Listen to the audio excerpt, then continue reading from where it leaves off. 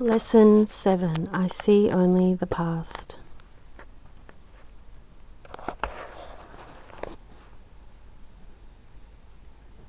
So now, in our workbook lessons, we have reached a fundamental, basic idea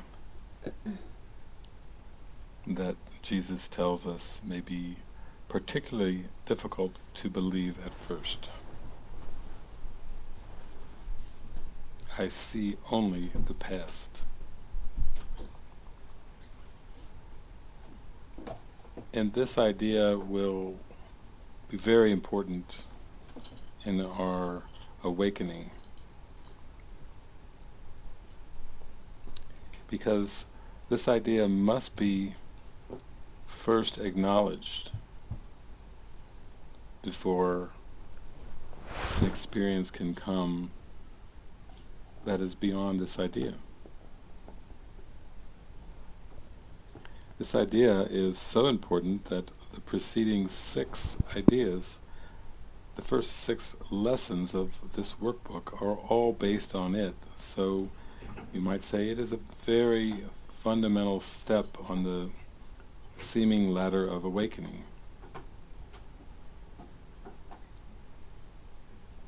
There will be ideas that will come along that may seem very radical, like the script is written, an idea that will come along that can seem very perplexing to students of this course, but actually that's just another form of this lesson, number 7. I see only the past. So when we say I see, it means I perceive.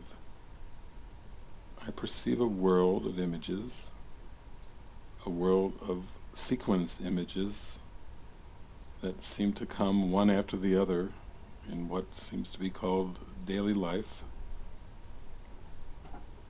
in what seems to be a very linear cosmos, moving from past to future in that direction, in one direction. And yet all of that, all of those perceptions are based on the past. The meanings that are seen, experienced, are based only, solely on the past. And if everything I perceive is the past, it can show at once how delusional the thoughts that pass the mind are, and the images. I say delusional because think of this in terms of choice. If you go through the day making a series of choices that all seem to be different, choosing this over that, choosing to stay or to go, preferring one thing over the next, watching your eyes be drawn to one thing instead of another thing, planning the day, having a schedule, following a calendar. All of these things presume that there's something going on other than the past, that there's something actively present and actively unfolding in the direction of the future. It presumes but there are different locations in time and space, different increments of time, some much shorter and tinier, some much, much longer. And all of these presumptions rest on this belief that this world is somehow dynamic and unfolding. It can seem like an adventure to not know what the future is. It can seem like a mystery. Yes, even a mystery. The world can seem very mysterious. But even the belief that the world is a mystery is simply a denial of the lesson for today. I see only the past. For what is mysterious about this idea? There's nothing. Nothing mysterious. You could say to yourself, I am looking upon the past. All I'm witnessing all throughout the day is the past. I'm trying to decide between what is past and what is past. All the choices I seem to make during this day, choices seemingly by a person, are all past too. That takes the mystery away. They used to say the human body is very mysterious and wondrous. No, not actually mysterious or wondrous if it's just the past. Such an emphasis on different body parts and parts of the script. The good parts, the better parts, pursuing the better parts, pursuing a better world, a better life. What does that mean if it's all the past? How can you pursue what is already past? Like a cat chasing its tail. It looks funny when we see a cat chasing its tail. We laugh. We think that is so silly. But what is it that's going on up out of bed and off in hot pursuit of the past? What if all my future goals are the past? What if my ambitions are the past? You see, it starts to get simpler. Everything starts to become very, very similar. As I open my mind, open, only to rest and settle into a very relieving thought. I see only the past. Now the ego may have a reaction to this idea today. It may actually say that this is absurd. That if this idea were true, if this time idea were true, then it makes a farce of the human condition, a total farce of the human condition. It's almost like having a million angels laughing at the same time at all the perceived problems and difficulties and struggles because of this idea. I see only the past. And when the ego says this is absurd, then let's pause a moment and reflect how absurd it is. Is this really absurd? Ego may say,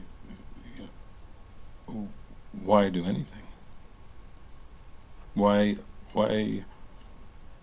do anything at all? Why go to work? Why try to keep the calendar and play the game? If I see only the past, the ego says, what's the point? But embracing this idea, opening to this idea for today, is the point. It's actually the only point that the day has. And if you are succeeding in embracing this idea, then you will begin to see that you have no problems at all. That all the problems that you thought you had today are all hypotheticals. They're all based on the belief that you can somehow choose your way through time and space, when actually you can accept this idea and enter the gateway to the atonement and on to the kingdom of heaven. And this is also a beautiful entryway into divine providence. Because think of it, if Jesus Christ wants you to fully accept this lesson today, I see only the past, and will give you the means and everything you need to accept this lesson today, I see only the past, then everything that you need to accept this idea is already given you. The ego may say that if you accept this idea, I see only the past, that the world will come crashing down around you, that you're just through, you're just finished, you've just thrown in the towel of being a person, of being an achiever, of being an accumulator, a possessor. But don't you want to throw the towel in on that? If those things ever brought you lasting peace and happiness.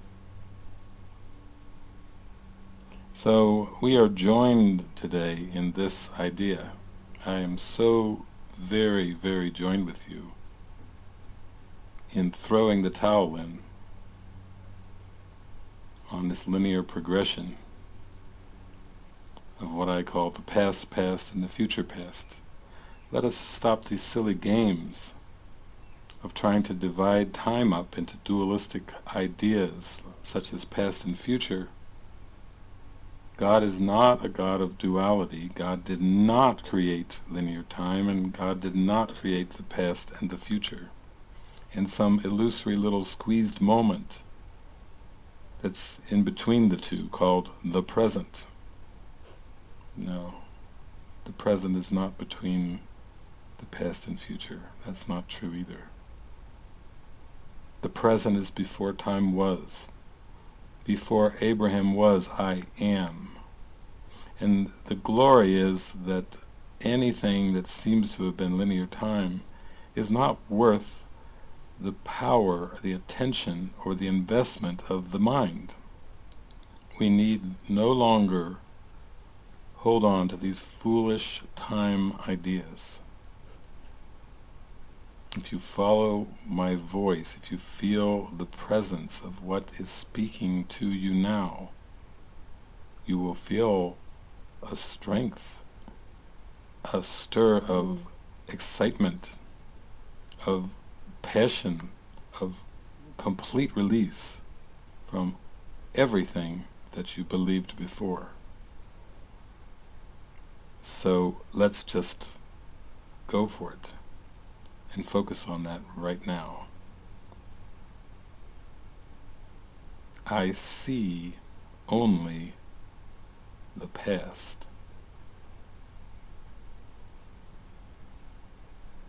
I am grateful that I see only the past. What I perceive is gone.